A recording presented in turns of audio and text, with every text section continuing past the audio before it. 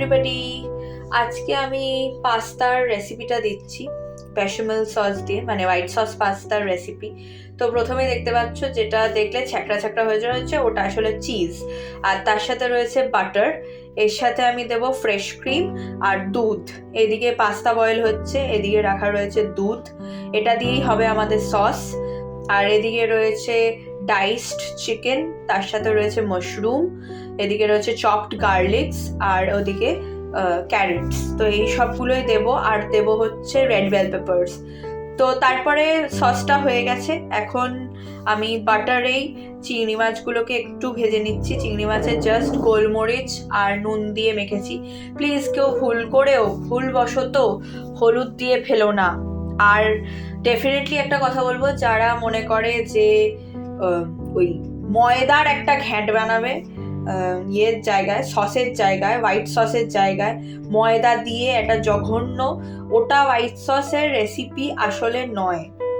আসল রেসিপিটা হচ্ছে ক্রিম, দুধ, বাটার আর চিজ। তাহলেই একটা সুন্দর সিল্কি সস তৈরি হয়ে যায়। এখন খরচাটা একটুখানি obviously it is a bit expensive, এটা ঘটনা, বাট কিছু করার নেই, তুমি তো আর রোজ রোজ পাস্তা বানিয়ে খাচ্ছ না।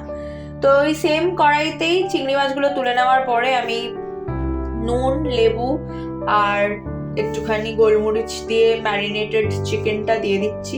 মানে এগুলো ডাইস করা রয়েছে, তোমরা শ্রেড করেও দিতে পারো চাইলে। তো সেটাকেও খুব হালকা হাতে ভাজবো, এমন নয় যে মারাত্মক কিছু কড়া করে ভাজতে হবে বা কিছু, মানে কড়া করে না ভাজাই ভালো, নাহলে কিন্তু ছিবড়ে ছিবড়ে লাগবে। এই যে এইদিকে রয়েছে চিংড়ি মাছ আর ব্লাঞ্চড ক্যারেটস গুলো। ওই যে জলটায় পাস্তাটা সেদ্ধ করেছিলাম, ওই জলেই পাস্তাটা তুলে নিয়ে ক্যারেটস গুলোকে সেদ্ধ করে নিয়েছি। সেদ্ধ মানে ব্লাঞ্চ করে নিয়েছি। তারপরে ওই বাটারটা যেটুকু রিমেনিং রয়েছে সেটাতেই আমি চপড গার্লিকটা দিয়ে দিলাম। এরপরে এক এক করে আমি সবজিগুলো যেগুলো দিতে চাইছি সেগুলো দিয়ে দেবো। তার মধ্যে প্রথমেই আমি দিয়ে দিচ্ছি সুইট কর্নগুলো, কারণ সুইট কর্নগুলোকে আমি কিচ্ছু করিনি, আমি ব্লাঞ্চও করিনি আগে থেকে, মানে একটু মাইক্রোতে দিয়েও ভাপাইনি, কিচ্ছু না, একদম জাস্ট পাতি ধুয়ে রেখে দিয়েছিলাম। ওই জন্যই সবার আগে গার্লিকটা দেওয়ার পরেই আমি সুইট কর্নটা দিয়ে দিলাম, যাতে করে ওটা একটু ভালোভাবে হয়ে যায় আর কি, সেদ্ধটা খুব সুন্দর ব্যালেন্সড ওয়েতে হয়ে যায়। আর এই গন্ধটা, উফ, মানে এই গন্ধটা কি করে ভিডিওতে বোঝাবো, যদি একবারও বুঝতে পারতে তোমরা, আহা। তো যাই হোক, তারপর মাশরুম দিয়ে দিয়েছি। যদি তোমরা মাশরুমের জল খুব ভালো করে ড্রেন আউট করে না দাও, তাহলে কিন্তু মাশরুম বিভৎস জল ছাড়বে।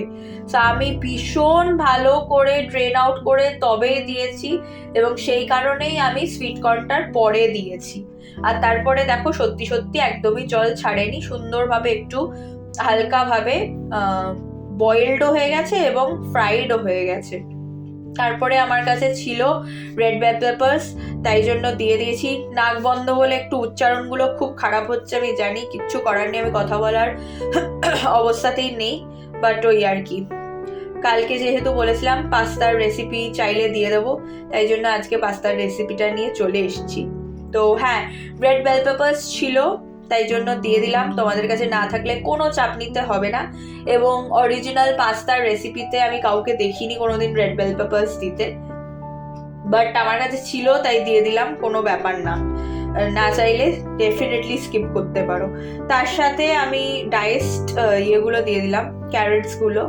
আর ক্যারেটসগুলোকে আমি যেরম খুশি সেরম কেটেছি, তোমরা চাইলে একদম পারফেক্ট গোল গোল করে বা লম্বা লম্বা যেরম করে কাটতে চাও কাটতে পারো। মোটমাট সবকটা সবজি যেন প্রপারলি সেদ্ধ হয়, কিন্তু তাদের ক্রাঞ্চিনেসটা না ছেড়ে দেয় বা তাদের টেক্সচারটা না লুজ করে যায়। তো বয়েলড পাস্তাটাকে আমি একটুখানি জাস্ট দিয়ে তেল দিয়ে, কোনো অলিভ অয়েল নয়, একদম পাতি সাদা তেল মাখিয়ে রেখে দিয়েছিলাম একটা স্ট্রেনারে, যাতে যেটুকু জল ঝরার ঝরে যায়, না হলে বড্ড ওভারকুক হয়ে যায়। আর পাস্তার সেদ্ধ করার একটা সবথেকে বড় সুবিধা হচ্ছে প্যাকেটের পিছনেই লেখা থাকে, তোমাকে কোনো রকম এক্সট্রা বুদ্ধি খাটাতে হবে না। যে কিভাবে করব বা কি স্পেশালিটি রয়েছে, কি করে বুঝবো পাস্তার সেদ্ধ হয়েছে কিনা। একদম পাতি কথায় প্যাকেটের পিছনে যে টাইমটা লেখা আছে সেই টাইমটা ধরে বয়েল করবে, তোমার পাস্তা রেডি হয়ে যাবে। হ্যাঁ, তারপর আমি সসটা দিয়ে দিয়েছি, আর দেখো কি ক্রিমি সুন্দর দেখতে লাগছে। এবং আমাকে জানিও কারা কারা হোয়াইট সস খেতে ভালোবাসো এবং কারা কারা রেড সস খেতে ভালোবাসো, কারণ আমি একদম রেড সস খেতে ভালোবাসি না, আমি শুধু হোয়াইট সসেরই মানুষ। তারপরে ফ্রাইড প্রনস আর চিকেনগুলো দিয়ে দিলাম। ব্যাস, এবার আমাদের ডিনার রেডি। দেখা হবে আর একটা নতুন ব্লগে। টিল দেন টাটা, সবাই খুব ভালো থেকো, সুস্থ থেকো, সাবধানে থেকো। এর ওপর দিয়ে আমি চিলি ফ্লেক্স আর ওরেগানো ছড়িয়ে নিয়েছিলাম, তোমরাও চাইলে দিতে পারো। আর চিলি ফ্লেক্সটা অবশ্যই নিজেদের টেস্ট বা অনুযায়ী।